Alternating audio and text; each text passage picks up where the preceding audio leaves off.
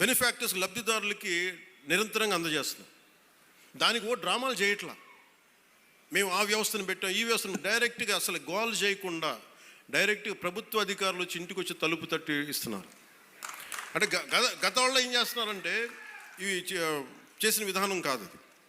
అలాగే చేనేత కార్మికులకి ఉచిత విద్యుత్ ఇవ్వడం జరుగుతుంది. మరమగ్గాలకి నెలకి 500 యూనిట్లు, మగ్గాలకి 200 యూనిట్ల వరకు ఉచితంగా. తల్లికి వందనం ద్వారా 62,27,000 మంది విద్యార్థులకి 10,000 కోట్ల రూపాయలు సహాయం చేశారు. వాళ్ళు కొన్ని వేల కోట్లు దోచేసుకుంటా ఉంటే 23,000 కోట్లు 25,000 కోట్లు మద్యం, కల్తీ మద్యం అందజేసి దోచుకుంటే మనం అన్నీ ఆపి వాళ్ళ దోపిడీని ఆపి ఇక్కడ 10,000 కోట్ల రూపాయలు తల్లికి వందనం పథకానికి ఇస్తా ఉన్నాం.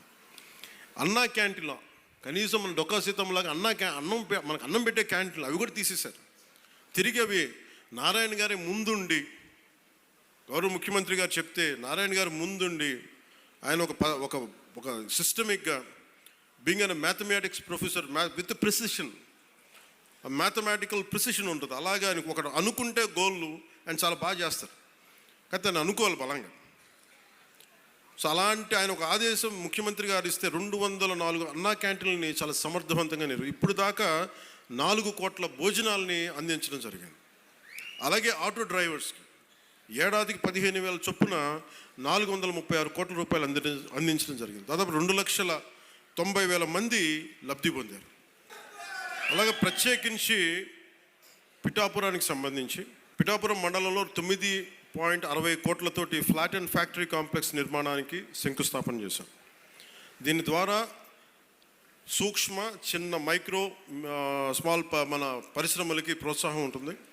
ఇందులో 50% సామాజికంగా వెనుకబడ్డ ఎస్సీ మత్స్యకార వర్గాలకి ఇది కేటాయించబడుతుంది. దీనివల్ల 650 మందికి ఉపాధి అవకాశాలు కలుగుతాయి.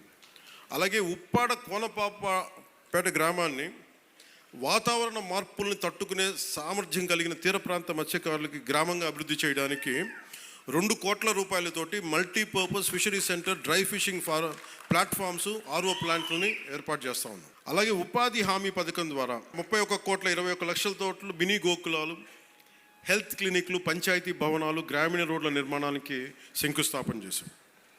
రహదారులు,